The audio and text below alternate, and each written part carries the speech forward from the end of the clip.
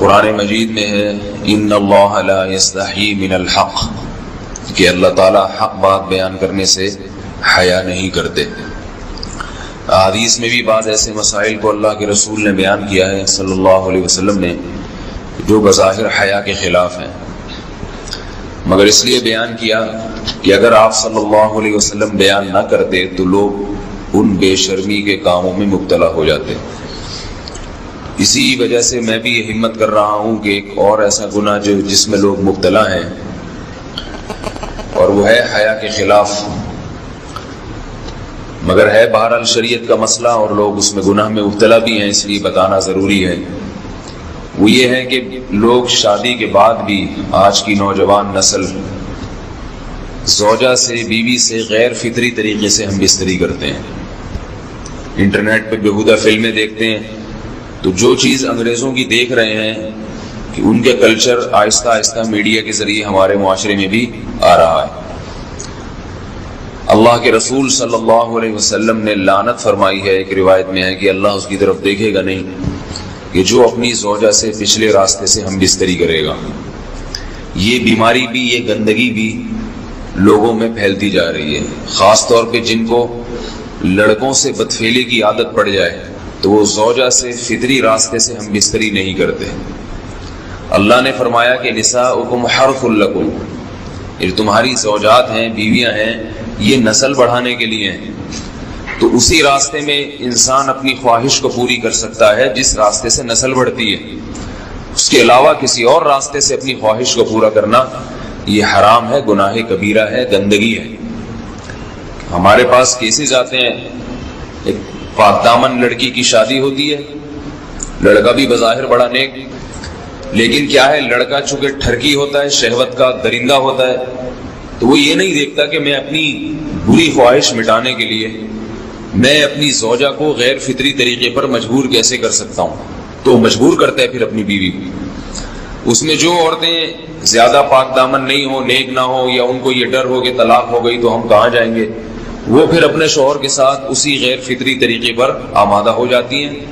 اور اس کا عذاب اور اس کا وبال یہ ہوتا ہے کہ کچھ دنوں میں ان کو بھی اسی کی لت پڑ جاتی ہے۔ انسان جب بھی کوئی غیر فطری راستہ اختیار کرتا ہے، آخرت کا عذاب تو بعد میں، دنیا کا عذاب یہ آتا ہے کہ پھر اس کو لذت فطرت میں آتی نہیں ہے، پھر جو راستہ اللہ نے رکھے اس میں اس کو لذت نہیں آئے گی، پھر وہ گندگی میں ہی گھسنے کی کوشش کرے گا، اس کی بھی فطرت خراب ہو جاتی ہے، اور جس کے ساتھ یہ بدفعلی کی جائے اس کی بھی فطرت خراب ہو جاتی ہے، وہ بھی پھر کسی کے قابل نہیں رہتے۔ تو اپنے جان پر رحم کرنا چاہیے۔ ہم انسان ہیں، ہم درندے نہیں ہیں، ہم گھوڑے نہیں ہیں، ہم گدھے نہیں ہیں، ہم جانور نہیں ہیں، ہم انگریز نہیں ہیں۔ انگریز نے تو حیا اور شرم کی تمام حدود کو توڑ دیا ہے، وہ تو درندے بن چکے ہیں، ہم تو درندے نہیں ہیں، ہم تو حلال کھاتے ہیں، پاک صاف رہنے کی کوشش کرتے ہیں، تو ہم ان کی جو کلچر دیکھ کے ہم ویسے درندے بننے کی کوشش کیوں کریں؟ تو یہ بہت بڑا وبال ہے، بہت بڑی برائی ہے جو ہمارے معاشرے میں آہستہ آہستہ جڑ پکڑتی جا رہی ہے، اور اس سے بیماریاں بھی پھیلتی ہیں۔ غیر فطری طریقہ ہے، بیماریاں بھی پھیلتی ہیں۔ ایسے کیسز آتے ہیں کہ جناب وہ مرد مجبور کر رہا ہے بیوی کو، اور وہ بیوی جو ہے ساتھ نہیں دیتی تو پھر اس کو طلاق کی دھمکیاں دیتے ہیں، ایسے کیسز بھی آتے ہیں۔ اور یہ بھی آتا ہے کہ مرد جب اپنی بیوی کو غیر فطری طریقے پر مجبور کرتا ہے، بیوی آمادہ نہیں ہوتی، تو مرد پھر یہ دھمکی دیتا ہے کہ بھائی میری خواہش تو تم سے پوری ہوتی نہیں ہے، پھر میں دوسروں کے پاس جاؤں گا۔ تو یاد رکھیں، جس عورت کا شوہر یہ دھمکی دے اس کو کہ میں زنا کروں گا اگر تم نے میری خواہش پوری نہیں کی غیر فطری طریقے سے، تو عورت اپنے شوہر سے کہہ دے کہ جاؤ تم کہیں اور جا کے منہ کالا کرو، تمہاری فطرت میں گندگی ہے تو یہ مجھے گندا بنانے کی کوشش نہ کرو، اس کو زنا کرنے دیں، وہ اللہ آخرت میں اس سے بھگتے گا۔ ہر بیماری کا اللہ نے علاج رکھا ہے۔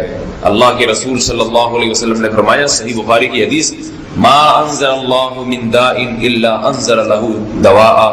کوئی بیماری ایسی نہیں ہے جو اللہ نے نازل کی ہو اور اس کے لیے دوا نہ رکھی ہو دنیا میں۔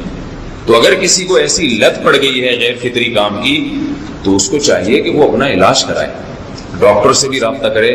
اور سب سے بڑا علاج یہ ہے کہ کچھ وقت صبر کرے گا، چھوڑ دے گا کچھ عرصے کے لیے، تو خود بخود آہستہ آہستہ صحیح ہو جائے گا۔ ایک آدمی شراب کا عادی ہے، ایک علاج تو یہ کہ ڈاکٹروں سے رابطہ کرے، بہتر علاج کے چھوڑ دے، کتنے دن تڑپے گا، ایک دن 2 دن 3 دن 4 دن 1 ہفتہ 2 ہفتہ بہت زیادہ سال ہو جائے گا نا، اس کے بعد خود بہت ٹھیک ہو جائے گا۔ سگریٹ کا عادی ہے، چھوڑ دے گا تو کتنے لوگ ہم نے دیکھے ہیں دن میں 20 سگریٹ پیتے تھے،